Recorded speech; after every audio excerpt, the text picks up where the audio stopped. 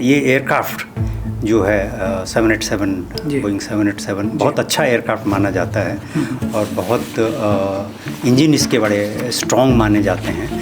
तो जिस तरह से आप ने वीडियोस देखे होंगे उसमें एयरक्राफ्ट ऊपर क्लाइंब करने की कोशिश कर रहा है, उसका नोज़ अप है, लेकिन कुछ देर बाद आप देखेंगे वो नोज़ अप होने के बावजूद भी वो सिंक कर रहा है नीचे की तरफ जी, और सिंक करते करते विदिन 2 मिनट्स वो क्रैश हो जाता है। इसका मतलब ये है कि इंजन पावर लूज़ कर रहा था। दोनों इंजन के एक साथ फेलियर के प्रोबेबिलिटी बहुत कम है, स्पेशली इस टाइप का जो एयरक्राफ्ट है बहुत इसके इंजन तो काफ़ी पावरफुल होते हैं। पटना में एक एंड पे टावर है, सेक्रेटरीट टावर जो है वो 3 मीटर इन्फ्रिंज करता है सेफ्टी सर्विसेज को। वो आज भी है? वो आज भी है, क्योंकि वो सेक्रेटरीट का टावर है तो गवर्नमेंट उसको नहीं करना चाहती है। एयरपोर्ट के 20 किलोमीटर के दायरे में जी, जो भी स्ट्रक्चर बनेगा उसके लिए NOC लेना पड़ेगा उनको एयरपोर्ट अथॉरिटी से, उसकी हाइट क्लियरेंस लेनी पड़ेगी। वो सब जो है वो तो होता है, पर कई बार बिना हाइट क्लियरेंस के भी लोग स्ट्रक्चर खड़ा कर देते हैं। औरंगाबाद एयरपोर्ट पे एक्सीडेंट हुआ था करीब, वो मेरे ख्याल से पटना से पहले हो गया था। एक रोड थी जस्ट एयरपोर्ट के बाद में, और उसमें ओवरलोडेड ट्रक एक जा रहा था, एयरक्राफ्ट ने टेक ऑफ किया और करते हुए उसका व्हील उस पर लगा और वो क्रैश हो गया। ग्लोबल स्टैंडर्ड से कंपेयर करें अगर तो हमारे यहाँ के सेफ्टी स्टैंडर्ड्स इंडिया में बहुत ऑनेस्टली आप इसका आंसर कीजिएगा कि वो ग्लोबल स्टैंडर्ड्स की तुलना में कैसे हैं? इंटरनेशनल सिविल एविएशन ऑर्गेनाइजेशन ने हमारा इंडिया का स्टैंडर्ड डाउनग्रेड कर दिया था। अच्छा, वो इसलिए किया था कि भाई आपकी जो रेगुलेटरी अथॉरिटी है उसके पास मैन पावर कम है। इंडिया से कोई भी न्यू फ्लाइट US के लिए नहीं, मतलब अलाउड नहीं थी फॉर 1 ईयर। एक कंटिजेंसी प्लान होता है। एयर ट्रैफिक कंट्रोल में एक बोर्ड लगा होता है 1 2 3 4 5 6, उन्होंने किस किस को कब कब बताना है। ओके सबसे पहला जो होता है वो फायर स्टेशन होता है। ओके फायर स्टेशन के लिए एक बटन होता है, वो दबाएंगे फायर बेल, वो बेल जाएगी। उसके बाद वो उसको हॉटलाइन पे बताएंगे भी फायर के टावर को कि ये हो गया है, इस डिस्टेंस पे यहाँ पर ये हो गया है, तो वो तो इमीडिएटली निकल जाते हैं। नंबर 2 होता है हॉस्पिटल, सिविल हॉस्पिटल। अच्छा, जो क्लोजेस्ट जो हॉस्पिटल है उसको बताएंगे। उसके बाद नंबर 3 होता है एयरपोर्ट डायरेक्टर। एयरक्राफ्ट जहाँ तक है वो इतना सेफली डिज़ाइंड होते हैं कि आपका 2 इंजन में से एक इंजन अगर बंद भी हो जाता है तो आप एयरक्राफ्ट को दूसरे डेस्टिनेशन पर ले जा सकते हो या वापस वहीं लैंड करवा सकते हो, या वहाँ पर लैंड करा सकते हो। लेकिन ये कैसे हो गया कि दोनों के दोनों में पावर नहीं मिली? ये पहला केस है। इस एयरक्राफ्ट के साथ में तो है ही ये पहला case all over the world. Okay, ये पहले कभी नहीं हुआ है 787 के साथ, ड्रीम लाइनर के साथ में। मोस्टली ये होता है कि इन्वेस्टिगेशन में अल्टीमेटली पायलट के सर पे जो है ठीकरा फोड़ दिया जाता है, जबकि गलती एयरलाइंस की हो सकती है। एयरक्राफ्ट उतने अच्छे से मेंटेन नहीं हो, एयरक्राफ्ट के इंजन्स को जो पूरी ओवरहॉलिंग की ज़रूरत है या रिप्लेसमेंट की ज़रूरत है, उनको भी बस किसी तरह से ठीक करके सर्विस करवा के काम चलाया जा रहा हो, और बाद में ये कहा जाए कि it is a human error by the pilot. और इस पे मैं आपकी ऑनेस्ट ओपिनियन चाहूँगा सर कि DGCA जब इंक्वायरी करता है तो वो कितना इंडिपेंडेंट, कितना फेयर होता है to hold someone accountable, someone like airlines को अकाउंटेबल होल्ड करने में या किसी भी और अथॉरिटी को होल्ड करने में उसको कितनी पावर्स और कितनी फ्रीडम होती है? क्योंकि पिछले अगर 20-30 सालों की भी बात करें, 91 में इंडियन एयरलाइंस का एक एक्सीडेंट हुआ था, 69 डेथ्स हुई थी। फिर 93 में इंडियन एयरलाइंस का महाराष्ट्र में 55 डेथ्स हुई थी। 96 में चलिए वो तो मिड एयर क्रैश था, वो जो सऊदी और कजाकिस्तान वाला, चाकरी दादरी वाला। 2000 में पटना में 55 डेथ्स हुई थी। 2010 में एयर इंडिया एक्सप्रेस में 158 पैसेंजर्स की डेथ हुई थी।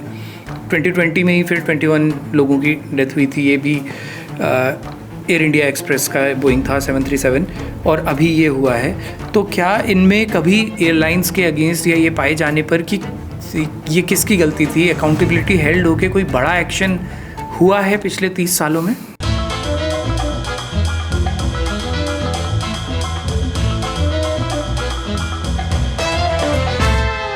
supported by Mukteshwar Himalayan Resort and Pithoragarh Group of Institutions. Pithoragarh Group of Institutions, best professional college in Kumaon region.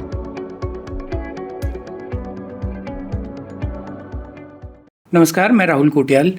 कल यानी 12 जून को गुजरात के अहमदाबाद में एक विमान हादसा हुआ जो हिंदुस्तान के इतिहास के सबसे विभत्स, सबसे क्रूर और सबसे भयावह हादसों में शामिल है, जिसमें 250 से ज़्यादा लोगों के मरने की खबर आ रही है। हमारे साथ आज के पॉडकास्ट में जी.के. चौकियाल जी हैं, जिनसे हम इस बारे में बात करेंगे। G K. Chaukiyal ji airport authority of India में टॉप पोजीशंस में रह चुके हैं। वो एग्जीक्यूटिव डायरेक्टर ऑपरेशंस रह चुके हैं, मेंबर ऑपरेशंस रह चुके हैं। इंडिया और भूटान में 60 से ज़्यादा एयरपोर्ट प्रोजेक्ट्स में उनका डायरेक्ट इन्वॉल्वमेंट रहा है।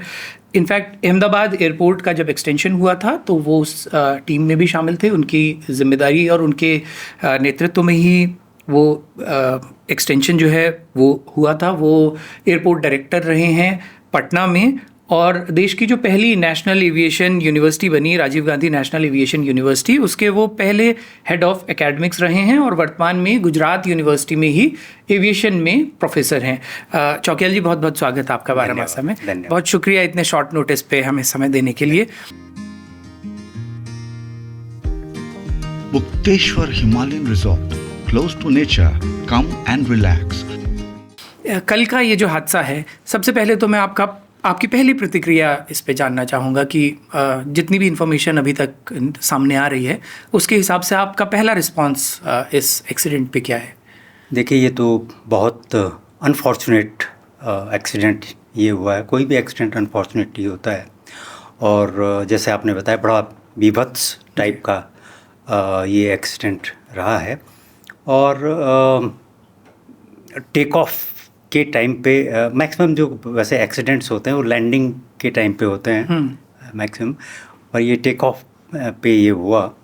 और इसमें ये एयरक्राफ्ट जो है 787 बोइंग 787 बहुत अच्छा एयरक्राफ्ट माना जाता है, और बहुत इंजन इसके बड़े स्ट्रॉन्ग माने जाते हैं। तो जिस तरह से आप ने वीडियोस देखे होंगे, उसमें एयरक्राफ्ट ऊपर क्लाइंब करने की कोशिश कर रहा है, उसका नोज़ अप है, लेकिन कुछ देर बाद आप देखेंगे वो नोज़ अप होने के बावजूद भी वो सिंक कर रहा है नीचे की तरफ जी, और सिंक करते करते विदिन 2 मिनट्स वो क्रैश हो जाता है। इसका मतलब ये है कि इंजन पावर लूज़ कर रहा था। अब उसके क्या कारण हो सकते हैं वो तो DGCA की जो इंक्वायरी अब चल रही होगी उसके बाद ही पता लगेगा, जब वो एनालाइज करेंगे फ़्लाइट डेटा रिकॉर्डर FDR का और कॉकपिट वॉइस रिकॉर्डर का, जब वो एनालिसिस करेंगे और उसके बाद ही ये पता चल पाएगा एग्जैक्टली कि हुआ क्या था। लेकिन ये बात तो समझी जा सकती है कि जो एयरक्राफ्ट जो था वो पायलट जो है उसको ऊपर ले जाने की कोशिश कर रहा था, लेकिन एयरक्राफ्ट इंजन जो है वो सिंक हो रहा था। और ऐसा लगता है कि इंजन बाद में स्टॉल सा हो गया था। मतलब स्टॉल का मतलब ये है, समझिए कि जैसे कोई ट्रक आप देखेंगे, आप जस्ट एक उदाहरण सा दे रहा हूँ, हिल्स में जब ट्रक चलता है ओवरलोडेड अगर है तो वो अगर किसी चढ़ाई पे चढ़ रहा है तो चढ़ते चढ़ते कई बार जो है वो उसको मुश्किल हो जाती है, तो वो गियर चेंज करता है ज़्यादा पावर देने के लिए। इस केस में भी कुछ इस तरह का है कि एयरक्राफ्ट जो था, पायलट कोशिश कर रहा था उसको पावर उसको मिले एयरक्राफ्ट को, लेकिन वो हो नहीं पा रहा था। तो ऐसा लगता है कि जो इंजन था वो स्टॉल होके और वो क्रैश हो गया। अब उसके रीज़न क्या हो सकते हैं, कुछ भी हो सकते, कई रीजन्स हो सकते हैं। अब दोनों इंजन फेल्योर जिस तरह से, इसकी प्रोबेबिलिटी कितनी? बहुत कम है। दोनों इंजन के एक साथ फेल्योर के प्रोबेबिलिटी बहुत कम है। स्पेशली इस टाइप का जो एयरक्राफ्ट है, बहुत इसके इंजन तो काफ़ी पावरफुल होते हैं। और जहाँ तक मैं अपनी जानकारी में यही बोल सकता हूँ कि इसमें 1-2 रीज़न हो सकते हैं। एक तो ये है कि साहब बर्ड का पूरा एक ग्रुप जो है आके इंजन्स के अंदर चला गया हो, तब हो सकता है, या इंजन इटसेल्फ में कोई स्नैग आ गया, और दोनों में एक साथ कैसे आ गया ये भी। अभी जो इनिशियल विजुअल्स आ रहे हैं उसमें किसी ऐसे एक्सटर्नल फैक्टर के तो विजुअली तो नज़र नहीं आ रहा है, जैसे आप बता रहे हैं कि ग्रुप ऑफ बर्ड्स या इस तरह के, तो विजुअल्स में कुछ नहीं है, पर इंजन जरूर पावर कम हो गई थी उसकी, और क्यों हुई उसका। अच्छा, आपने जिक्र किया इन्वेस्टिगेशन का कि डीजीसीए के थ्रू होगी, और क्योंकि ये जो क्रैश हुआ है इसमें अराउंड 50 ब्रिटिशर्स भी थे, ब्रिटिश नागरिक थे, तो उन लोगों की इन्वेस्टिगेशन टीम्स भी आएंगी, फॉरेन इन्वेस्टिगेशन, वो ब्रिटेन की, यूनाइटेड किंगडम की, वहाँ से टीम्स आएंगी, शायद कलेक्टिव इन्वेस्टिगेशंस होंगी। यूजुअली जो इस तरह के वो होते हैं उसमें स्टैंडर्ड इन्वेस्टिगेशन का जो प्रोसेस होता है वो क्या होता है? सबसे पहले तो डीजीसीए इंक्वायरी कर ऑर्डर कर देता है जी कि साहब एक टीम बना देता है कि दे विल इंक्वायर, उसमें सारे एक्सपर्ट्स होते हैं, और फिर जो है ये इसके जो जैसे मैंने बताया ब्लैक बॉक्स जिसे बोलते हैं, फ्लाइट डाटा रिकॉर्डर और डीएफडीआर जो flight data recorder, cockpit voice recorder जो होते हैं, उनको एनालाइज करते हैं, और उसके बाद ही कोई रिज़ल्ट वो कॉन्क्रीट उस पर पहुँच पाते हैं कि भाई ये हुआ है। अब जहाँ तक इंक्वायरी का है, इंक्वायरी सिर्फ डीजीसीए करता है। अच्छा, हाँ, हमारा जो है डीजीसीए करता है, और उसके बाद जो है हाँ हो सकता है कि वो हेल्प करें दूसरी कंट्रीज़ वगैरह जो है, वो that is different thing, but otherwise जो बेसिक रिस्पॉन्सिबिलिटी है, हमारा जो रेगुलेटर है वो डीजीसीए है। और इस पे मैं आपकी ऑनेस्ट ओपिनियन चाहूँगा सर कि डीजीसीए जब इंक्वायरी करता है तो वो कितना इंडिपेंडेंट, कितना फेयर होता है to hold someone accountable, someone like airlines को अकाउंटेबल होल्ड करने में, या किसी भी और अथॉरिटी को होल्ड करने में उसको कितनी पावर्स और कितनी फ्रीडम होती है? डीजीसीए को एज ए रेगुलेटरी अथॉरिटी जी कंप्लीट फ्रीडम है। पर प्रैक्टिकली भी ऐसा होता है? प्रैक्टिकली भी ऐसा होता है। अच्छा, डीजीसीए अपना जो है बड़ा फेयर उनका होता है। रिपोर्ट में थोड़ा टाइम लगता है बिकॉज ये सारी चीज़ें एनालाइज करनी पड़ती हैं, लेकिन उनकी जो इंक्वायरी होती है उसमें मुझे कोई डाउट नहीं लगता। तो मतलब देर सवेर इसकी फेयर इन्वेस्टिगेशन चीज़ें सामने आएंगी। अच्छा, कुछ आपने, क्योंकि गुजरात में लंबा समय, आप अभी भी गुजरात में ही प्रोफेसर हैं, और स्पेशली एयरपोर्ट एक्सटेंशन में आपका डायरेक्ट इन्वॉल्वमेंट रहा है, कुछ नॉन वल्नरेबिलिटीज़ हैं उस एयरपोर्ट की टेक्निकल स्तर पर, इंफ्रास्ट्रक्चर के स्तर पर, ऑपरेशंस के स्तर पर, जिनके बारे में कभी पहले चेताया गया हो? क्योंकि अभी इस बारे में भी कहा जा रहा है कि डीजीसीए ने एयर इंडिया को कई बार सेफ्टी प्रोटोकॉल्स के लिए रिमाइंडर्स दिए थे। उस पर अभी हम थोड़ा विस्तार से आगे बात करेंगे, लेकिन पहले स्पेशली गुजरात अहमदाबाद एयरपोर्ट के स्तर पर अगर देखें तो कुछ ऐसी नॉन कमियां, खामियां नज़र आती थी जिन पर काम करने की गुंजाइश थी। देखिए, जहाँ तक अहमदाबाद एयरपोर्ट का प्रश्न है, यहाँ पे उतनी कोई ऑब्स्ट्रक्शंस नहीं है, जैसे कि भाई टेक ऑफ के टाइम पे कोई ऑब्स्ट्रक्शन हो, इस तरह का कुछ नहीं है। दोनों एंड्स क्लियर हैं, जो रनवे के दो एंड होते हैं वो क्लियर हैं। और जैसे पटना में एक एंड पे टावर है, सेक्रेटरीट टावर जो है, वो 3 मीटर इन्फ्रिंज करता है सेफ्टी सर्फेसेस को। वो आज भी है? वो आज भी है, क्योंकि वो सेक्रेटरीट का टावर है तो गवर्नमेंट उसको नहीं करना चाहती है। अच्छा, और इस बारे में कई बार, मतलब जैसे आप बता रहे हैं, तो कई चर्चाएं होंगी। तो ये तो एयरपोर्ट अथॉरिटी ने भी लिखा होगा और डीजीसीए ने भी लिखा होगा गवर्नमेंट को।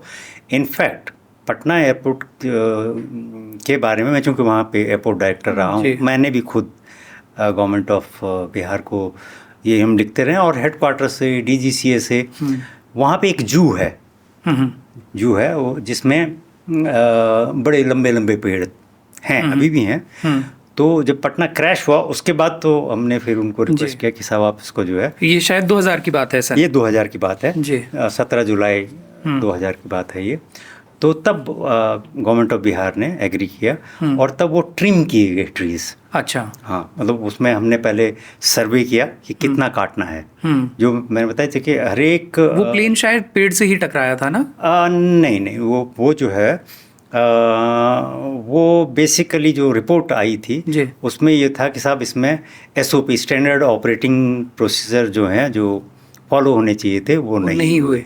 ओके, तो उस तरह से, और सडनली वो एयरक्राफ्ट हाइट लूज़ कर गया, सडनली लैंड करने के लिए। और उसमें भी more than 50 people I think. हाँ, उसमें 158 लोग थे सवार। हमने 8 लोगों को बचाया था। अच्छा। हमारी टीम ने जी। मतलब हमारी फायर एंड रेस्क्यू टीम होती है हमारी जी। हमारी टीम इनफैक्ट सुबह का वक्त था ये 7:30 बजे का। तो मुझे सबसे हमारे क्या होता है कि एयरपोर्ट अथॉरिटी में किसी भी एयरपोर्ट ऑपरेशंस ऑपरेटर के पास में जो है कंटिजेंसी प्लान होता है। वो प्लान डीजीसी भी अप्रूव करता है जी। तो वो प्लान के हिसाब से ही आपको सब कुछ करना पड़ता है। बड़ा रेगुलेटरी अथॉरिटीज़ जो हैं एविएशन में बहुत स्ट्रांग होती हैं। अगर आप फॉलो नहीं करेंगे तो मतलब they can take action against you even. लेकिन ऐसे जैसे सॉरी मैं बीच में इंटरप्ट कर रहा हूँ, लेकिन इसी से रिलेटेड क्योंकि वो सप्लीमेंट्री क्वेश्चन है कि आपने कहा कि बहुत स्ट्रांगली फॉलो किया जाता है, लेकिन हम देखते हैं कि एयरपोर्ट्स के आसपास स्टैंडर्ड जो प्रोसीजर है, जो नॉर्म्स हैं, वो ये कहते हैं कि एटलीस्ट 13 किलोमीटर्स के दायरे में एयरपोर्ट के आसपास कोई डंपिंग ग्राउंड्स नहीं होने चाहिए, स्लॉटर हाउसेस नहीं होने चाहिए। लेकिन हम देखते हैं कि प्रैक्टिकली ऐसा नहीं होता है। ऐसी बहुत सारी जगह हैं जहाँ पे क्रैश की सिचुएशन में फ्रीली मूवमेंट ऑफ व्हीकल्स जैसे फायर ब्रिगेड्स हो गई, एम्बुलेंसेज हो गई, वो नहीं हो पाता, क्लटर्ड हैं बहुत जगह। मुंबई को ही देखिए कि इतना बड़ा हब है, लेकिन एयरपोर्ट के आसपास उस दायरे में इतनी चीज़ें हैं। इसमें आप बिल्कुल सही कह रहे हैं। तो वैसे तो ये है कि एयरपोर्ट के 20 किलोमीटर के दायरे में जी जो भी स्ट्रक्चर बनेगा उसके लिए एनओसी लेना पड़ेगा उनको एयरपोर्ट अथॉरिटी से कि उसकी हाइट क्लियरेंस लेनी पड़ेगी।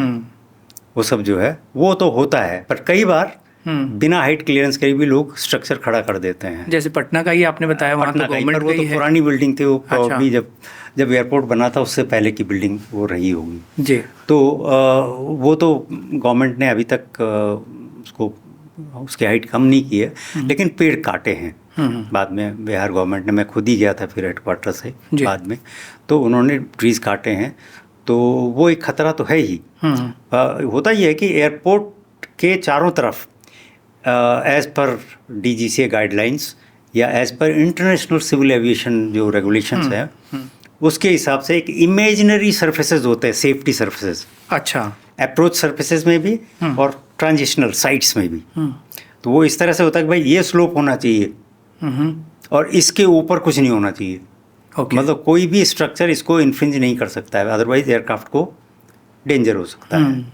तो वो सर्फेसेस कई बार लोग वायलेट करते हैं। जैसे मैंने बताया वो है कई एयरपोर्ट पे है। आपने देखा होगा औरंगाबाद एयरपोर्ट पे एक्सीडेंट हुआ था करीब, वो मेरे ख्याल से पटना से पहले हो गया था। एक रोड थी जस्ट एयरपोर्ट के बाद में, और उसमें ओवरलोडेड ट्रक एक जा रहा था। एयरक्राफ्ट ने टेक ऑफ किया और करते हुए उसका व्हील उस पर लगा और वो क्रैश हो गया। इस तरह की चीज़ें होती हैं, लेकिन अब काफ़ी इम्प्रूवमेंट हुआ है। काफ़ी जगह पे लिखा गया है लोगों को, कई जगह वो जो औरंगाबाद की मैं जो रोड बता रहा हूँ वो शिफ्ट हो गई थी, फिर जो उसका रनवे का एक्सटेंशन भी किया। अहमदाबाद में ही 1988 में भी एक प्लेन क्रैश हुआ था। जी जी। उस वक्त पेड़ से टकराने के कारण वो क्रैश हुआ था और 135 पैसेंजर्स की उसमें डेथ हुई थी। वो हुआ था वो अहमदाबाद के एयरपोर्ट के बाद में एक रोड जाती है और रोड के बाद एक कोतारपुर वाटर वर्क्स हैं। ओके। तो उसके ऊपर से आई थिंक पेड़ भी था या कोई बिल्डिंग से टकरा के वो वहाँ पे गिर गया था उसमें। यस सर, हमारे जो ग्लोबल स्टैंडर्ड से कंपेयर करें अगर तो हमारे यहाँ के सेफ्टी स्टैंडर्ड्स इंडिया में बहुत ऑनेस्टली आप इसका आंसर कीजिएगा कि वो ग्लोबल स्टैंडर्ड्स की तुलना में कैसे हैं। मैं आपको बताता हूँ जी कि जो भी स्टेट्स मतलब जो भी countries international civil aviation organisation के मेंबर हैं उनको उसको इकाओ हम बोलते हैं, इकाओ की गाइडलाइंस फॉलो करनी पड़ती हैं। अगर नहीं करते हैं तो आपका जो वो क्या बोलते हैं उसको स्टैंडर्ड वो डाउन कर देते हैं। मैं आपको एक एग्जांपल देता हूँ। 10-15 years back I think international civil aviation organisation ने हमारा इंडिया का स्टैंडर्ड डाउनग्रेड कर दिया था। अच्छा। वो इसलिए किया था कि भाई आपकी जो रेगुलेटरी अथॉरिटी है उसके पास मैन पावर कम है। ओके। तो वो हुआ था जब डाउनग्रेड हो गया तो उसका नतीजा ये हुआ था, इफ़ आई रिमेंबर करेक्टली, कि इंडिया से कोई भी न्यू फ्लाइट यूएस के लिए नहीं, मतलब अलाउड नहीं थी फॉर 1 ईयर। उसके बाद जब मैन पावर स्ट्रेंथ बढ़ाई गई रेगुलेटरी अथॉरिटी में, तो तब जाके नेक्स्ट ईयर उनको हमने रिक्वेस्ट किया कि भाई आके देख लो, तो आप तब जाके उन्होंने अपग्रेड कर दिया। ऐसा ही ये देखिए, ये जितने भी मेंबर्स होते हैं इंटरनेशनल सिविल एविएशन ऑर्गेनाइजेशन, उन सबको अधिकार है। इंडिया भी जाके ऑडिट कर सकता है यूएस की एविएशन अथॉरिटीज़ को, इंडिया भी कर सकता है, क्योंकि हमारे एयरक्राफ्ट वहाँ जाते हैं, उनके एयरक्राफ्ट यहाँ आते हैं। हम भी बोल सकते हैं कि आपके इस एयरपोर्ट पे या इस रेगुलेटरी अथॉरिटी में ये कमियां हैं, तो हमारे पैसेंजर्स को, एयरक्राफ्ट को खतरा है, तो हम आपको डाउनग्रेड करते हैं। हम कर सकते हैं, लेकिन हम लोग जनरली नहीं करते हैं। बट वो लोग बहुत सजग हैं इस बारे में, और उनके पास मैन पावर भी है इस तरह की जो है, तो वो ये हो जाता है। तो सिविल एविएशन में जो रेगुलेशन है वो कॉमन है, everybody has to follow the same regulation of international civil aviation organisation. Otherwise वो आपके अगेंस्ट एक्शन ले सकते हैं, जैसे मैं बता रहा हूँ जी हमारा ये सर। लेकिन क्या आपके नॉलेज में पिछले कुछ समय में कुछ एक्सपर्ट्स द्वारा दी गई वार्निंग्स हैं, specially in context of air India? क्योंकि पिछले, मतलब एयर इंडिया, हम लीमैन लैंग्वेज में बोलें तो एयर इंडिया पर जोक्स बनने लगे थे। सोशल मीडिया का दौर है, मीम्स सर्कुलेट होते थे, और वो हादसे में जब बात आती है तो उस वक्त तो हल्की लगती है। अब इतना बड़ा हादसा हो गया है, तो रेट्रोस्पेक्ट में देखें तो वो सारी चीज़ें, वो सेफ्टी कंसर्न्स थे कि एयर इंडिया की फ़्लाइट्स में कई तरह की टेक्निकल प्रॉब्लम्स आती हैं। इनफैक्ट अभी मैंने किसी न्यूज़ ऑर्गेनाइजेशन ने एक इंटरव्यू किया है, एक पैसेंजर जिन्होंने इस सेम फ्लाइट पे अभी 1 हफ़्ता पहले ट्रैवल किया, और अहमदाबाद एयरपोर्ट पर ही, इनफैक्ट गुजरात के एक्स CM जो हैं उनकी भी इस हादसे में डेथ हुई है। उन्हीं के साथ उस पैसेंजर ने एक फ़ोटो भी शेयर की थी, वो भी उस दिन वहाँ मौजूद थे। और उस दिन ये सेम फ़्लाइट एयरपोर्ट पे लैंड करने के बाद आधे में पूरी तरह से बंद हो गई थी, लाइट्स ऑफ हो गई थी, सारे अंदर पावर सप्लाई पूरी तरह से बंद हो गया था। फिर इसको टो करके और वहाँ तक पहुँचाया गया, जहाँ से फिर पैसेंजर्स को उतारा गया। लेकिन लैंडिंग के बाद एयर स्ट्रिप पे तकरीबन 1.5 घंटा ये सेम प्लेन जो है ये खड़ा रहा था।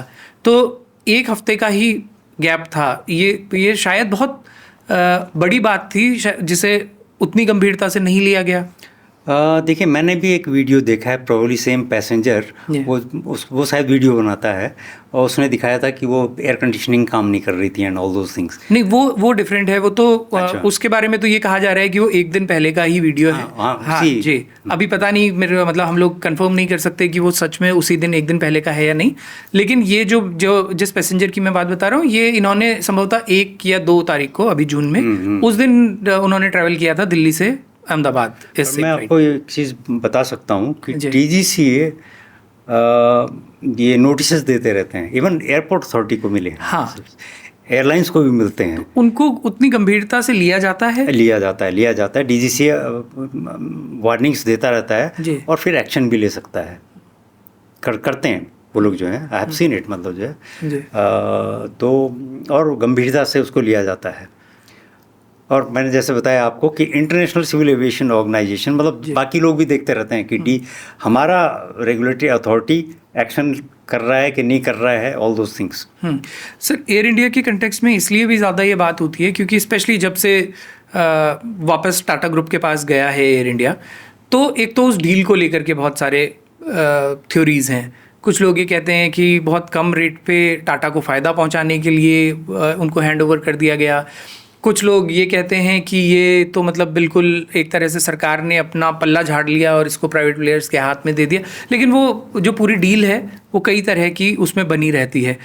फिर जो एक्सपर्ट्स हैं या जो जर्नलिस्ट हैं जो एविएशन को बहुत क्लोजली फॉलो करते हैं, वो बहुत मुखरता से ये बात कहते हैं कि people avoid taking air India flights क्योंकि उसमें सच में इतने कॉम्प्रोमाइज़ेस हैं। आपने अपने पूरे टेन्योर में ये नोटिस किया है कि एयर इंडिया का बाकी किसी प्राइवेट एयरलाइन के कंपैरिजन में सेफ्टी स्टैंडर्ड्स के पैमाने पर भी कुछ चीज़ें ऊपर नीचे होती हैं? नहीं, मेरे ख्याल से जो मैंने जो एयर इंडिया के साथ में देखा है, जी जब वो गवर्नमेंट में भी थे तो गवर्नमेंट में तो देखिए रेगुलेशंस फॉलो करने पड़ते हैं। अगर नहीं फॉलो करते हैं तो उनके अगेंस्ट एक्शन हो जाता है, इंडिविजुअल के अगेंस्ट भी एक्शन हो जाता है। तो वो चीज़ नहीं है। लेकिन जो आप बता रहे हैं जैसे इस तरह की चीज़ें हो सकती हैं, एयर इंडिया के पास में पुराने एयरक्राफ्ट थे, एयर कंडीशनिंग काम नहीं कर रही है या इस तरह का, तो वो खाली कैबिन रिलेटेड कंप्लेंट्स हो सकते हैं। एक में ये दिखाया था कि अब सीट का वो निकला हुआ है एंड ऑल दोस थिंग्स, होती हैं इस तरह की चीज़ें। लेकिन इंजन के साथ में एयरक्राफ्ट की जो सिस्टम है उसके साथ में कोई कंप्रोमाइज़ नहीं हो सकता है। इवन पायलट जो है फ्लाइट से पहले पूरे चेक्स होते हैं, ग्राउंड इंजीनियर्स भी करते हैं पूरे चेक्स, उसके बाद पायलट भी करता है कि एवरीथिंग, मतलब वो चेक लिस्ट बनी होती है, को पायलट वो पढ़ेगा और ये बताएंगे, या जो पायलट है वो पढ़ेंगे और वो चेक करके बताएंगे कि हाँ ये ठीक है, ये ठीक है, ये ठीक है। जो नहीं है उस पर फिर वो नहीं टेक ऑफ करेंगे अनलेस इट इज़। सर लेकिन जैसे बहुत मास लेवल पे कॉस्ट कटिंग्स हुई, एयर इंडिया में भी हुई, तो उन कॉस्ट कटिंग्स का असर तो चारों तरफ पड़ता होगा ना, कि मतलब एक तो स्टाफ कम है, तो क्या प्रॉपर स्टाफ है या नहीं, फिर क्या ओवर एग्जॉस्ट किया जाता है स्टाफ को कि स्टैंडर्ड जो टाइम है उससे ज़्यादा उनसे काम लिया जा रहा है, they are tired. If we talk about the flying staff, उसमें पायलट हो सकते हैं, बाकी लोग हो सकते हैं, और इस तरह के कॉम्प्रोमाइज़ेस भी होते हैं। नहीं, मैं आपको बताता हूँ जी, जहाँ तक पायलट की ड्यूटीज़ का सवाल है जी, उसका स्टैंडर्ड है, उसका DGCA स्टैंडर्ड है कि आप इतने घंटे से ज़्यादा ड्यूटी लगातार नहीं ले सकते हैं। उसको बोलते हैं फ्लाइट ड्यूटी लिमिटेशंस का है उनका, वो हर एक का वो रिकॉर्ड रखते हैं। अगर सपोज किसी वजह से डिले हुआ और पायलट का वो फ्लाइट ड्यूटी जो है उस लिमिट के को क्रॉस कर जाता है तो वो उतर जाते हैं, और अगर उसने ज़्यादा कर लिया तो एक्शन होता है। अच्छा, हाँ, उसके लाइसेंस पर असर पड़ सकता है इन चीज़ों का। तो जहाँ तक ड्यूटी का सवाल है, स्पेशली पायलट्स वगैरह का, you can not do that. Even अब ये भी सुनने में आ रहा है कि शायद एयर ट्रैफिक कंट्रोलर्स के लिए भी वो चीज़ होगी इस तरह का। और जितनी तेज़ी से पिछले लगभग 1.5-2 दशक में आप तो उड़ान के लिए भी वो रहे हैं, मतलब आप फर्स्ट हेड ऑफ उड़ान रहे हैं, और तो उड़ान के बाद से भी स्पेशली जैसे हम देखते हैं कि डोमेस्टिक लेवल पे एक बूम आया है, बहुत लोगों ने फ़्लाइट से चलना शुरू किया है। फ़्लाइट्स सस्ती भी हुई हैं तो उसका सीधा फ़ायदा भी आम लोगों को मिला है कि एयर ट्रैफिक बढ़ा है। तो जिस तेज़ी से एयर ट्रैफिक बढ़ा है, क्या उसी तेज़ी से हमारा इंफ्रास्ट्रक्चर भी बढ़ा है, हमारे सेफ्टी स्टैंडर्ड्स भी बढ़े हैं, या उसमें एक मेजर डिफरेंस नज़र आता है? देखिए, यस, इंडिया में जो है ट्रैफिक ग्रोथ बहुत ज़्यादा हुई है। इनफैक्ट आई रिमेंबर ये जो ग्रोथ है ये 2003-04 से स्टार्ट हुई, जब लो कॉस्ट एयरलाइंस ये led by Deccan, air Deccan captain Gopinath से जब शुरू हुआ तो सडनली, और फेयर्स काफ़ी डाउन थे उस टाइम पे जो है, तो उड़ान स्कीम में प्रधानमंत्री ने जो एक स्पीच दी थी उसमें शिमला हवाई चप्पल वाला भी, हाँ, कि हवाई सफ़र कर सकता है, देखना चाहते हैं कि हवाई चप्पल वाला भी हवाई जहाज़ से ट्रैवल करे, तो वो ट्रैफिक बढ़ा है। लेकिन उड़ान के 2 पार्ट थे, उड़ान स्कीम के 2 पार्ट थे। एक तो था कि सब्सिडाइज्ड रूट अवार्ड होंगे, जो रिमोट एरिया के जो एयरपोर्ट हैं उनसे जो मेन एयरपोर्ट्स हैं उन पे कनेक्टिविटी बढ़ेगी। आइडिया ये था कि हर एक जो है रिमोट एरिया के लोग भी middle class, lower middle class ही भी ट्रैवल कर पाएँ। दूसरा ये था कि उस रूट में जो रिमोट एरिया का एयरपोर्ट है इंडिया में एक्चुअली उसको भी डेवलप किया जाए। तो इंडिया में एक्चुअली अराउंड 450 से ज़्यादा जो हैं एयर स्ट्रिप्स हैं, उसमें से ऑपरेशनल करीब 150 के करीब हैं जो airport operational for commercial flights. ठीक है, तो वो जो एयरपोर्ट को डेवलप करना पड़ता है, जो छोटा एयरपोर्ट है जैसे आपका था पिथौरागढ़, पिथौरागढ़ एयरपोर्ट जो था वो डेवलप नहीं था, और वहाँ जब रूट अवार्ड हुआ, दिल्ली पिथौरागढ़, देहरादून पिथौरागढ़, इस तरह से जो रूट अवार्ड हुए, तो उस एयरपोर्ट को डेवलप करना था। तो गवर्नमेंट ने 4,500 रुपीज़ उड़ान स्कीम में दिए for development of these remote airports. तो गवर्नमेंट की तरफ से पिथौरागढ़ एयरपोर्ट जो है डेवलप किया गया, 4,500 करोड़ जी, वो एयरपोर्ट के लिए था। तो पिथौरागढ़ एयरपोर्ट भी डेवलप किया गया to the level of licensing जी। अच्छा, हर एक एयरपोर्ट को लाइसेंस लेना पड़ता है जी। You can not operate any flight to that airport unless it has got the DGCA licence. तो पिथौरागढ़ एयरपोर्ट पे भी, उसमें भी ये सब देखा जाता है, ऑब्स्ट्रक्शंस वगैरह। आई रिमेंबर पिथौरागढ़ एयरपोर्ट के साइड स्ट्रिप्स में एक बिल्डिंग थी और उसकी 4 या 5 मंजिल की थी। तो ये ऑर्डर हुआ जब हमने देखा कि उसमें जो ऑब्स्ट्रक्शन सर्वे किया गया कि एक मंजिल हटानी पड़ेगी। तो जो ओनर थे उन्होंने रिक्वेस्ट किया, साहब कि मुझे 3-4 महीने दे दीजिए। तो फिर कुछ इंतज़ाम किया गया, क्योंकि वो तो रूल्स वायलेट होते हैं, लेकिन 4 महीने के लिए ये बोल दिया गया कि ठीक है, आपको 4 महीने के लिए उसमें रेड एंड वाइट वो जो होते हैं स्ट्रिप्स डाल दिए गए कि ताकि पायलट को दिखाई दे कि ये ऑब्स्ट्रक्शन है। ओके। ऑल्दो वो साइड स्ट्रिप्स में था, मेन अप्रोच में नहीं था।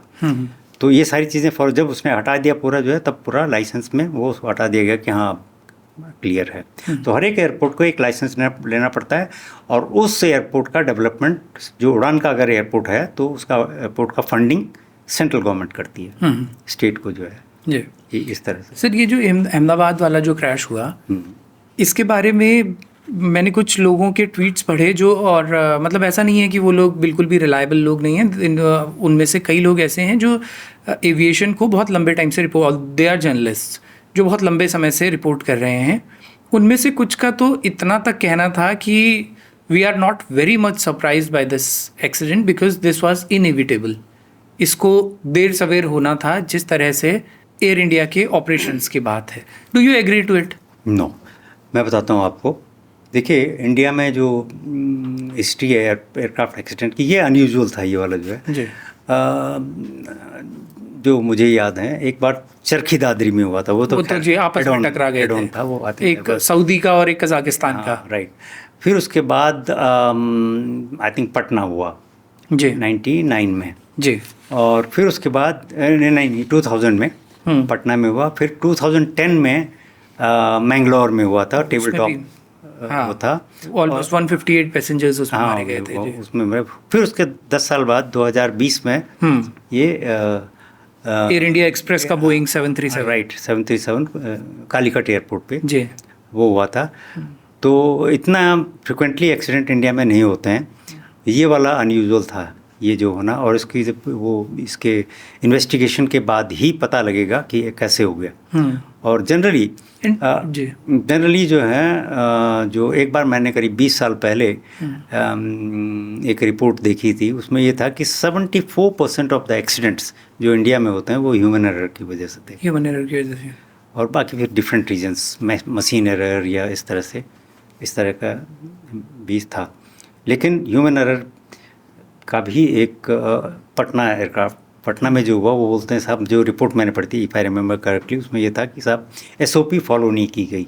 और जब हम ये कहते हैं क्योंकि ये तो एक ब्रॉडर टर्म है कि SOP में तो बहुत सारी चीज़ें आती हैं, तो एग्जैक्टली क्या हुआ था, कौन सी SOPs, कौन से प्रोसीजर जो लैंडिंग के टाइम पे जो फॉलो करनी चाहिए, जैसे उसमें क्या क्या प्राइमरली चीज़ें होती हैं? अगर आप प्रॉब्ली ये था कि जैसे उसको बोला गया कि यू गो अराउंड, ठीक है, तो उसको एक लेवल मेंटेन करके, गो अराउंड करके, लेवल डाउन करके तब लैंड करना चाहिए था।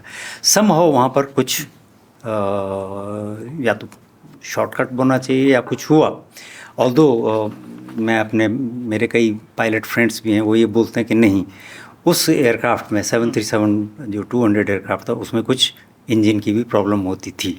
Sir exactly this is the point जिसको सब लोग रेस कर रहे हैं कि मोस्टली ये होता है कि इन्वेस्टिगेशन में अल्टीमेटली पायलट के सर पे जो है ठीकरा फोड़ दिया जाता है, जबकि गलती एयरलाइंस की हो सकती है। एयरक्राफ्ट उतने अच्छे से मेंटेन नहीं हो, एयरक्राफ्ट के इंजन्स को जो पूरी ओवरहॉलिंग की ज़रूरत है या रिप्लेसमेंट की ज़रूरत है, उनको भी बस किसी तरह से ठीक करके सर्विस करवा के काम चलाया जा रहा हो, और बाद में ये कहा जाए कि it is a human error by the pilot. नहीं देखिए, अगर एयरक्राफ्ट की मेंटेनेंस नहीं हुई है तो वो ऑल्दो मशीन एरर है वो, मतलब जो है, लेकिन बेसिकली उसकी मेंटेनेंस करने वाले भी तो ह्यूमन है, ठीक है। तो एयरक्राफ्ट इसमें क्या होता है कि बड़ी एयरलाइंस, जी, बड़ी एयरलाइंस जो है वो अपने पे बात ना आने देखिए, एक इंडिविजुअल, एक पायलट, एक एम्प्लॉय पे जो है इतने बड़े उसकी वो टाल दी जाती है फिर। नहीं देखिए, मैं बता, जैसे मैंने बताया कि रेगुलेटरी अथॉरिटीज़ का जो फंक्शनिंग है जी इंडिया में, वो उनके रूल्स हैं। वो अगर आपने एक एमआरओ खोलना है जी, मेंटेनेंस, रिपेयर एंड ओवरहॉल वो करना है आपने, तो आपका सेटअप पूरा इंस्पेक्ट किया जाएगा, और डीजीसीए आसानी से उसको अप्रूवल नहीं देता है। फिर उनके रिन्यूअल्स भी होते हैं, सेटअप के भी, एयरक्राफ्ट के भी इंस्पेक्शंस होते हैं, एयरक्राफ्ट के और पायलट के भी लाइसेंस लेता है पायलट, फिर रिन्यू भी होते हैं। और जो फॉरेन से जो पायलट हम एंगेज करते हैं यहाँ पर इंडिया में, उनका भी पायलट वो जो लाइसेंस होता है वो पहले अप्रूवल देता है, फाटा लाइसेंस, मतलब फॉरेन अप्रूवल ऐसे कुछ होता है, जो बाहर के पायलट, काफ़ी बाहर के पायलट इंडिया में काम करते हैं, तो उनको भी रिन्यू करना पड़ता है। तो ये रेगुलर प्रोसेस है रेगुलेटरी अथॉरिटीज़ का। तो लेकिन कैबिन की जो मेंटेनेंस है उसमें प्रॉब्लम्स होती हैं। उसमें कई बार प्रॉब्लम, जैसा आपने वो देखा, एक कुछ दिन पहले आया था कि साहब कोई मंत्री ही थे या कोई वीआईपी था जो उसको उस सीट पे बिठाया गया, something like that was a compromise to दी। हाँ, वो कैबिन में का वो था कि साहब जो है या वो बाद में उन्होंने बताया कि साहब नहीं वो तो बैठने, हमने उसको अबेंडन कर रखा था कि कोई बैठेगा नहीं इस पर। तो वो तो हो सकता है वो कवर अप, जैसे एयर कंडीशनिंग काम नहीं कर रही है कई बार इन फ्लाइट भी जो है। सर इसी से मेरे को ये भी एक सवाल लगता है कि क्या पॉलिटिकल प्रेशर्स या कॉरपोरेट प्रेशर्स में कभी कभी ऐसी सिचुएशन भी बनती हैं कि सेफ्टी तक कॉम्प्रोमाइज़ हो जाए? आई डोंट थिंक देखिए, जैसे वीआईपीज़ भी होते हैं, उनके एयरक्राफ्ट को भी जो है ये अंडरगो करना पड़ता है, सारे चेक्स, जितने भी चेक्स होते हैं एयरक्राफ्ट के ऊपर में, कौन अपनी जान को जोखिम में डालेगा? पायलट की भी रिस्पॉन्सिबिलिटी बनती है, वो चेक करते हैं, वो चेक लिस्ट होती है उनके पास में, वो आपस में बात करते हैं और देखते हैं, अगर ठीक नहीं है तो दे डोंट फ्लाई।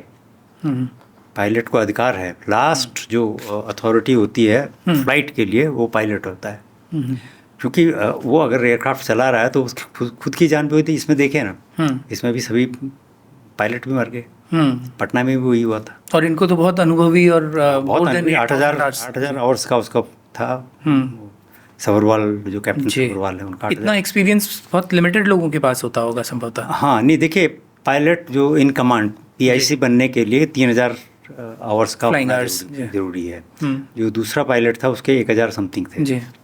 तो वो एक्सपीरियंस होना ज़रूरी होता है। अच्छा, ये कितना अनयूजुअल है सर, आपके इतने लंबे समय से आप एविएशन से जुड़े हैं, ये जैसा आपने शुरू में भी हल्का सा जिक्र किया कि अमूमन लैंडिंग के टाइम पे होते हैं, या जैसे वो चक्री दादरी वाला जो इंसिडेंट था वो तो बहुत ही रेयर था कि वो आपस में टकरा गए दो प्लेयर्स जी। वैसे ही क्या ये भी one of the rarest of rare है कि टेक ऑफ के टाइम पे ऐसे कोलैप्स कर जाना, या इसके कुछ उदाहरण पहले भी ग्लोबली मिलते हैं? नहीं, मैंने तो ये ज़्यादा नहीं सुने इस तरह के जो है कि आपने टेक ऑफ किया, टेक ऑफ में कोई ऐसी कोई मुश्किल वाली कोई रूट है, फ्लाइट प्लान भी उनका ऐसा डिफ़िकल्ट नहीं था कि आप हिल के अंदर से कर जैसे भूटान में आए, उस तरह का कुछ नहीं था, ये तो प्लेन था। तो बेसिकली ये इंजन की पावर जो लग रहा है, जो देखने से ऐसा लगता है कि किसी वजह से ये वो इन्वेस्टिगेशन के बाद ही पता लगेगा कि क्यों उसको पावर नहीं मिली। वो कोशिश कर रहा था, जब आप वो वीडियो देखेंगे, वो उसकी नोज़ अप है, एयरक्राफ्ट की नोज़ अप है, लेकिन वो सिंक भी कर रहा है। इसका मतलब उसकी लाख कोशिश के बावजूद भी एयरक्राफ्ट इंजन स्टॉल हो गया। और उनके जो लास्ट वर्ड्स थे, उन्होंने मीडिया के बाद यही बोला भी है कि ये कोलैप्स कर रहा है। अब उसके बाद का पता नहीं, मैंने ये देखा नहीं है, लेकिन जो सुनने में ये आया था, उसने मेडे के बाद जब ATC रिस्पॉन्ड करने लगी तो वो रिस्पांस नहीं मिला। सर इसके बारे में भी थोड़ा सा ऑडियंस को बताइए कि इस तरह की सिचुएशंस में यूजुअली फर्स्ट रिस्पांस क्या होता है ग्राउंड टीम का, जैसे ही अगर पायलट मीडे का बोलता है या जैसे ही पता लगता है ETC को, तो जैसे मैंने बताया आपको कि एक कंटिजेंसी प्लान होता है। एयर ट्रैफिक कंट्रोल में एक बोर्ड लगा होता है जी, 1 2 3 4 5 6, उन्होंने किस किस को कब कब बताना है। ओके सबसे पहला जो होता है वो फायर स्टेशन होता है। ओके फायर स्टेशन के लिए एक बटन होता है, वो दबाएंगे फायर बेल, वो बेल जाएगी। उसके बाद वो उसको हॉटलाइन पे बताएंगे भी फायर के टावर को कि ये हो गया है, इस डिस्टेंस पे यहाँ पर ये हो गया है, तो वो तो इमीडिएटली निकल जाते हैं। नंबर 2 होता है हॉस्पिटल, सिविल हॉस्पिटल। अच्छा, जो क्लोजेस्ट जो हॉस्पिटल है उसको बताएंगे। उसके बाद नंबर 3 होता है एयरपोर्ट डायरेक्टर। अच्छा, पटना में पहले फायर को बताया जाता है, फिर हॉस्पिटल को, फिर नंबर 3 पे वो, ये सब डिसाइडेड है बाय DGCA। ओके, ये इंटरनेशनल नॉर्म्स है जी। जो है। तो 3rd पे एयरपोर्ट डायरेक्टर, मैं नंबर 3 था जब पटना में हुआ था। तो मैंने एयर ट्रैफिक कंट्रोलर को यही बोला कि आपने मुझे बता दिया, मैं हेडक्वार्टर को बता रहा हूँ, मैं रीजनल हेडक्वार्टर को बता रहा हूँ, आप अपना कंटिजेंसी प्लान के हिसाब से चलिए। और ये जैसे ही पायलट मीडे बोलता है उसके विद इन सेकेंड्स ये काम। बिल्कुल। सबसे पहले तो वो प्रेस कर देगा बेल फायर के लिए। तो फायर वाला, मैं पटना की बात कर रहा हूँ, वो 3.5 किलोमीटर था बाय रोड, ओके, जहाँ पर वो क्रैश हुआ था। एयरपोर्ट के अंदर नहीं हुआ था, वो बाहर हुआ था। लकीली वो मॉर्निंग में 7:30 था, तो ट्रैफिक नहीं था।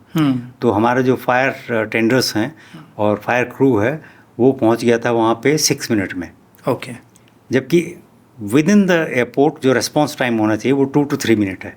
अच्छा, हाँ, तो उसकी ड्रिल की जाती है। ये ड्रिल्स प्रॉपरली होती हैं? बिल्कुल होती हैं, रेगुलरली होती हैं। उसका रिकॉर्ड भी रखा जाता है, उसको DGCA आके मॉनिटर भी करता है, और आपको रिकॉर्ड वो बना के भेजना भी पड़ता है। फिर DGCA के इंस्पेक्शंस भी होते हैं। अगर आपको लाइसेंस मिला है तो वो रिन्यू के लिए वो इंस्पेक्शन भी करते हैं, और सरप्राइज इंस्पेक्शंस भी होते हैं, और वो इंस्पेक्शन में फायर स्टेशन भी देखते हैं, सब कुछ देखते हैं वो। फिर DGCA की एक सर्वेलेंस रिपोर्ट आती है, वो आपको फॉलो करने पड़ते हैं। आपको ATR देना पड़ता है, एक्शन टेकन रिपोर्ट DGCA को देनी पड़ती है। ओके, मैं देता था जी। तो बड़े, मतलब एविएशन में मैं इसीलिए कह रहा हूँ कि मोस्ट रेगुलेटेड जिसे फील्ड है इंडिया में, वो एविएशन है। तो आपने जैसे बताया कि ये सबसे पहले फायर स्टेशन को जाता है, फिर हॉस्पिटल को जाता है, फिर डायरेक्टर एयरपोर्ट को जाता है, उसके बाद बहुत सारे हैं। अच्छा, उसके बाद बहुत सारे हैं सिटी में, मतलब एडमिनिस्ट्रेशन में लोगों को बताना पड़ेगा एंड ऑल दोज थिंग्स सबको। ओके। अच्छा सर, ये जो अभी हमको नज़र आता है कि प्रेशर लगातार बढ़ रहा है, एयर ट्रैफिक लगातार बढ़ रहा है, और उत्तराखंड, आप भी उत्तराखंड से ही आते हैं, तो उत्तराखंड में हेलीकॉप्टर्स का भी, स्पेशली 4 धामों को जाने वाले हेलीकॉप्टर्स जो हैं वो लगातार उसका दबाव लगातार बढ़ रहा है, लेकिन उसका मैनेजमेंट पे बहुत तरह के सवाल हैं। अभी रिसेंटली इसी बार जब से सीज़न शुरू हुआ है तब से कुछ एक्सीडेंट्स हो चुके हैं, कुछ लोगों ने उसमें भी कैजुअल्टीज़ भी हुई हैं। तो इस प्रेशर को आपको लगता है कि अगर हम थोड़ी देर के लिए यहाँ हेलीकॉप्टर्स जिस तरह से चलते हैं 4 धामों में, उनमें भी क्या आपको नज़र आता है कि प्रोसीजर्स, स्टैंडर्ड प्रोसीजर्स या SOPs फॉलो हो रही हों, या प्राइमा फेसाई ही वो देख के नज़र आने लगता है? क्योंकि फ़र्स्ट हैंड एक्सपीरियंसेस लोगों के ऐसे होते हैं कि वहाँ पे तो वो 1-2-4 सेकंड के लिए भी चॉपर जो है वो खड़ा नहीं होता है, वो इतना कमर्शियली उसको यूटिलाइज़ करना चाहते हैं कि जितने ज़्यादा राउंड्स वो हो सकता है कंप्लीट कर लें। यहाँ पर DGCA वगैरह या मॉनिटरिंग वगैरह उतनी प्रॉपर क्यों नहीं हो पाती? नहीं, देखिए, DGCA के रूल्स तो हैं जी। वो अगर आप हेलीकॉप्टर चला रहे हैं तो हेलीकॉप्टर का जो है आपको परमिशन लेनी पड़ेगी DGCA से। DGCA देता है, जी, इंस्पेक्शन भी करता है, सारी कुछ चीज़ें जो हैं। लेकिन ऐसा लगता है कि जैसे हेलीकॉप्टर जो है बड़ा फेयर वेदर वाला ही में चलाना ज़्यादा ठीक रहता है। इसीलिए अभी आई थिंक अभी भी इंडिया में जो है सनराइज़ टू सनसेट तक ही हेलीकॉप्टर आप चला सकते हैं, नाइट में नहीं चला सकते हैं।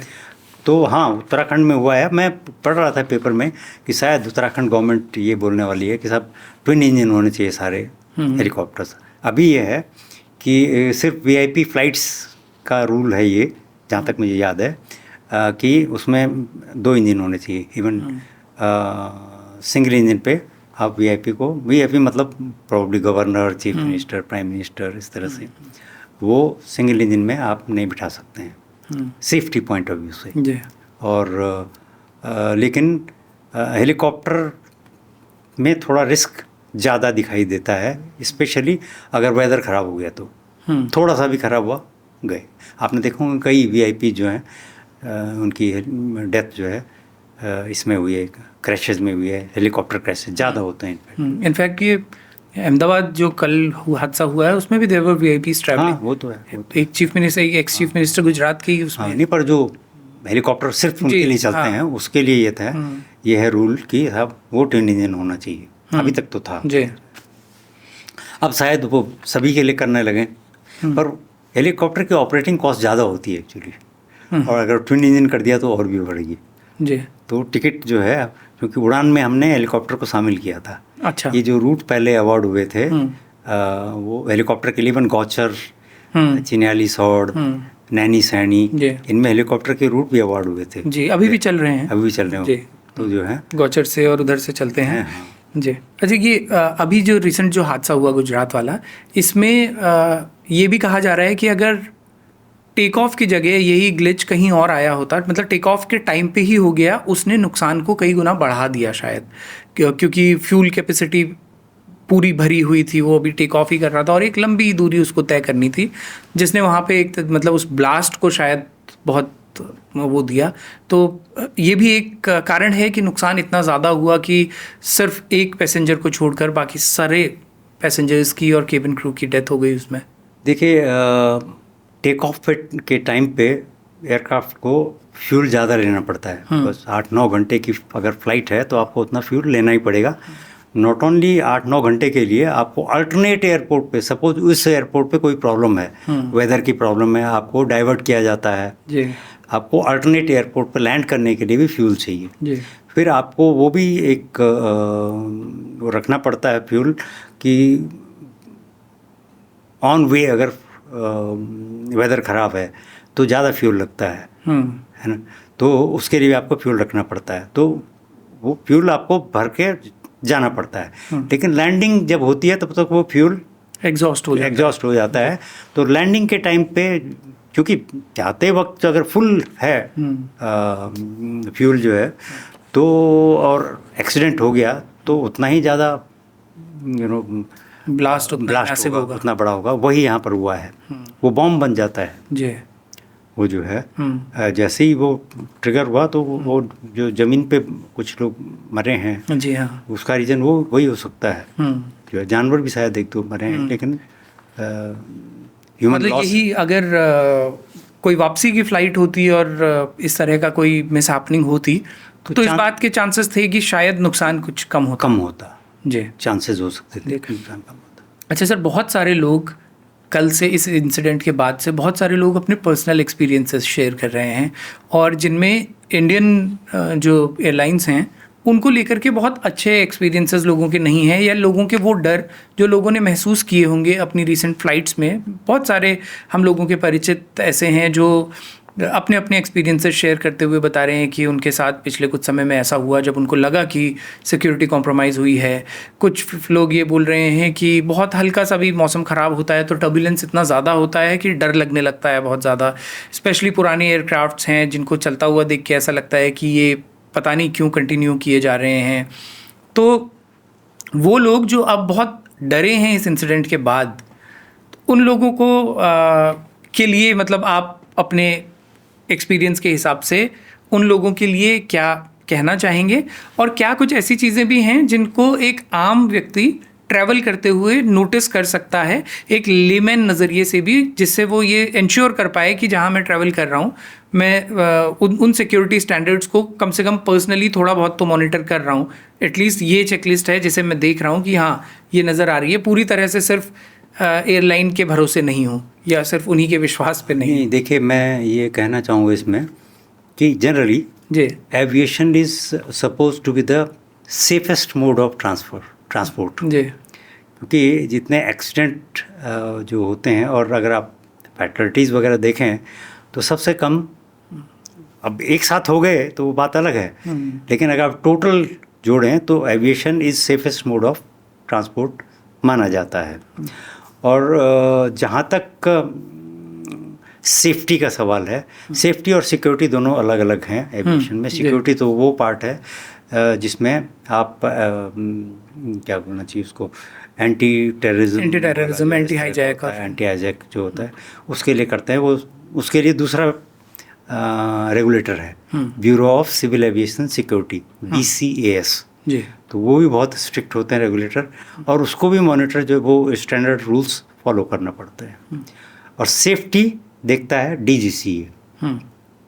तो जहाँ तक सेफ्टी का सवाल है, वो जैसे मैंने बताया कि आपको रेगुलेटरी अथॉरिटीज़ पर विश्वास करना पड़ेगा, और करते हैं। जैसे मैंने बताया कि इवन रेगुलेटरी अथॉरिटीज़ को भी कोई चैलेंज कर सकता है, और किया पास्ट में। जैसे इंडिया की जो एविएशन सर्विसेज को अमेरिका ने डाउनग्रेड कर दिया था, ICAO ने किया था, आई थिंक डाउनग्रेड कर दिया था, और हमारी कोई भी नई फ्लाइट 1 साल तक वहाँ नहीं जाती थी। उसका रीज़न यही था कि लोग देखते हैं कि भाई इनके यहाँ ठीक नहीं है, तो हो गया। तो उस मामले में रेगुलेटरी अथॉरिटीज़ को एक्शन लेना पड़ता है, otherwise they will face the consequences. Sir, इसी इंसिडेंट में क्या आपको लगता है कि मतलब आपने वैसे कहा कि इन्वेस्टिगेशन DGCA की बहुत फेयर होती है और बिना किसी दबाव की होती है, लेकिन कुछ लोग अकाउंटेबल हेल्ड किए, इसके एग्जांपल्स हैं कि किसी इंडिया में ही जो इतने हादसे हुए हैं, जैसे पिछले अगर 20-30 सालों की भी बात करें, 91 में इंडियन एयरलाइंस का एक एक्सीडेंट हुआ था, 69 डेथ्स हुई थी। फिर 93 में इंडियन एयरलाइंस का महाराष्ट्र में 55 डेथ्स हुई थी। 96 में चलिए वो तो मिड एयर क्रैश था, वो जो सऊदी और कजाकिस्तान वाला, चाकरी दादरी वाला।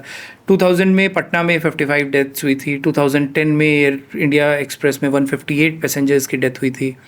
2020 में ही फिर 21 लोगों की डेथ हुई थी, ये भी एयर इंडिया एक्सप्रेस का बोइंग था 737, और अभी ये हुआ है।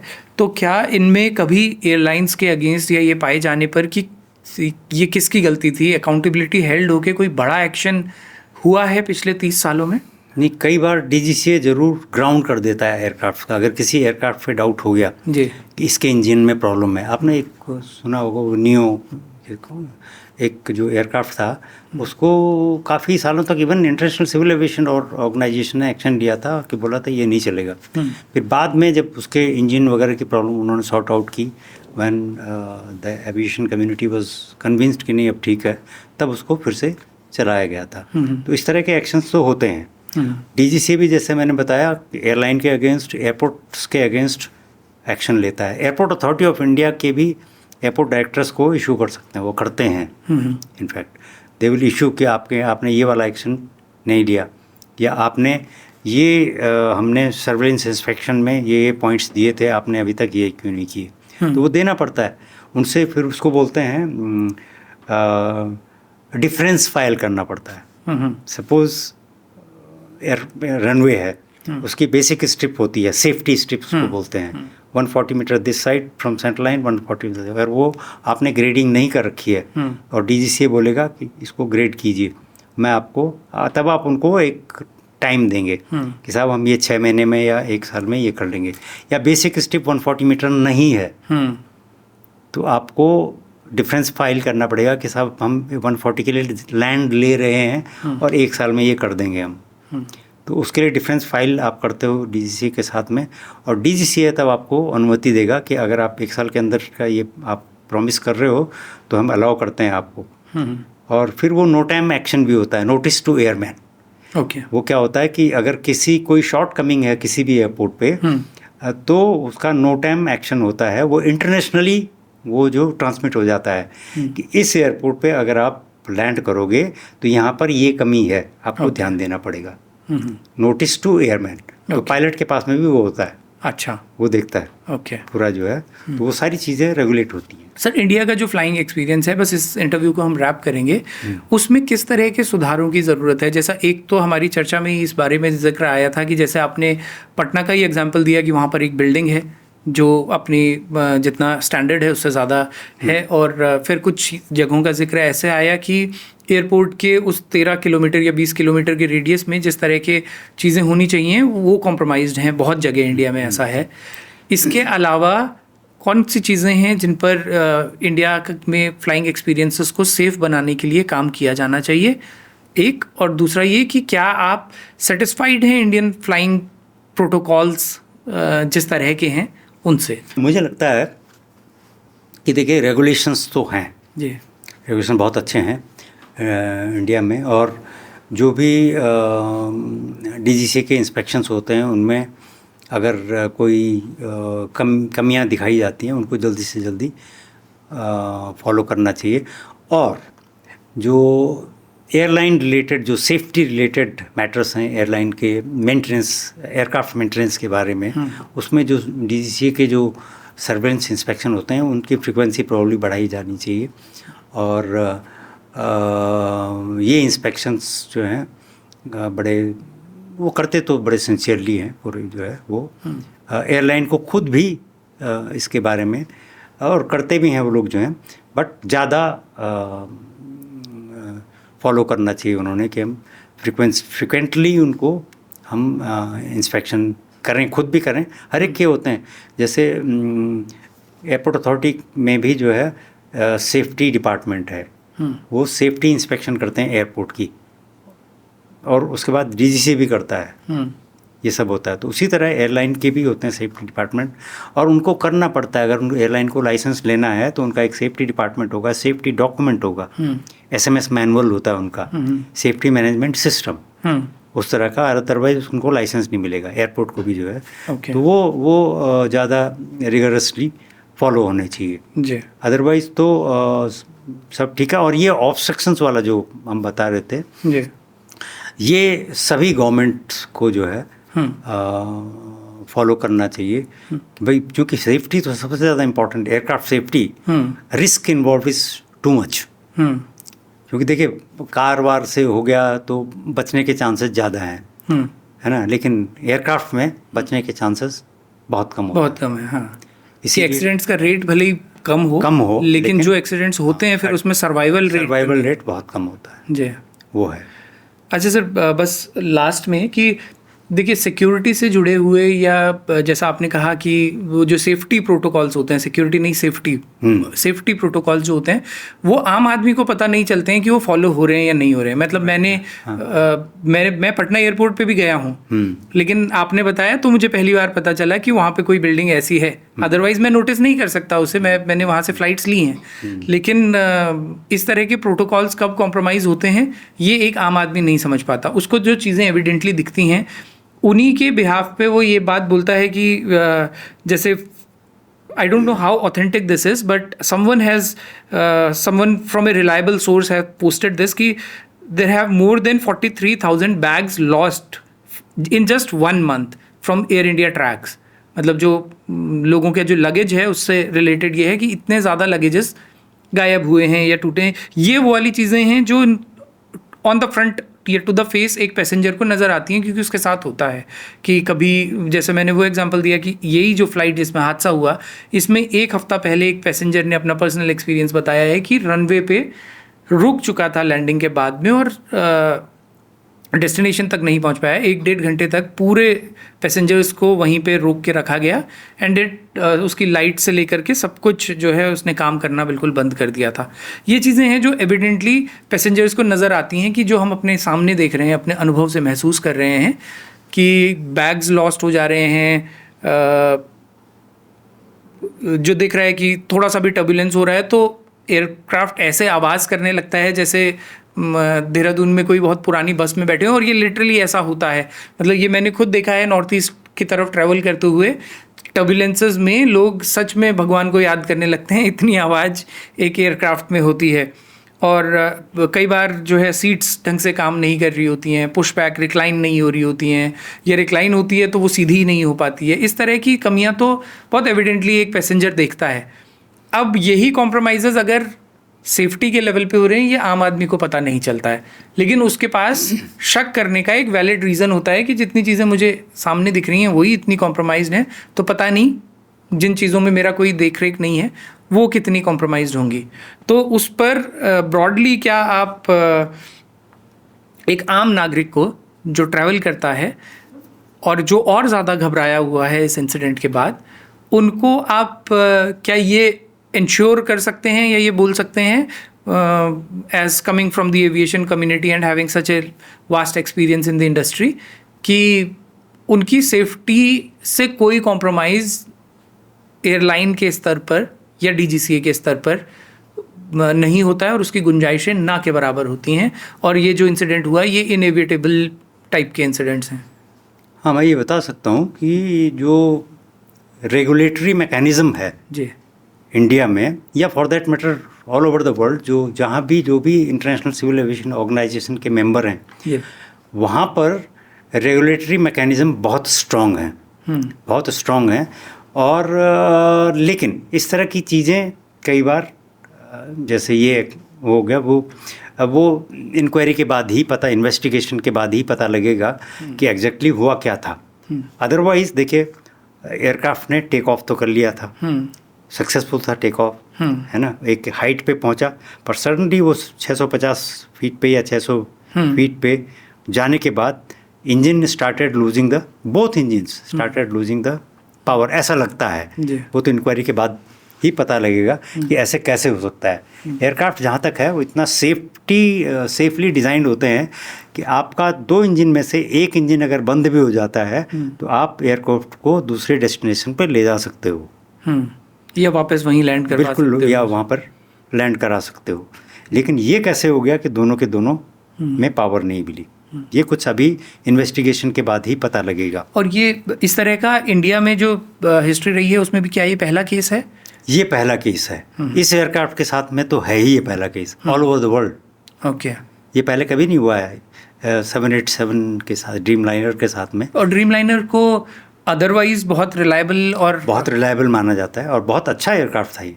इनफैक्ट फ्यूल एफिशिएंट था। जब मैं इसकी पहली फ़्लाइट में गया था दिल्ली से आई थिंक हैदराबाद, इंडिया में जब एयर इंडिया के पास में जब इंट्रोड्यूस हुआ था, तो ये बहुत लाइट भी था, इसकी बॉडी स्ट्रक्चर जो है लाइट था, तो उसकी वजह से फ्यूल कंजम्पशन कम था, मतलब जो है। तो अदरवाइज़ तो सेफ्टी रेगुलेशंस फॉलो होते हैं, लेकिन उनका भी ऑडिट किया जाता है, वो है।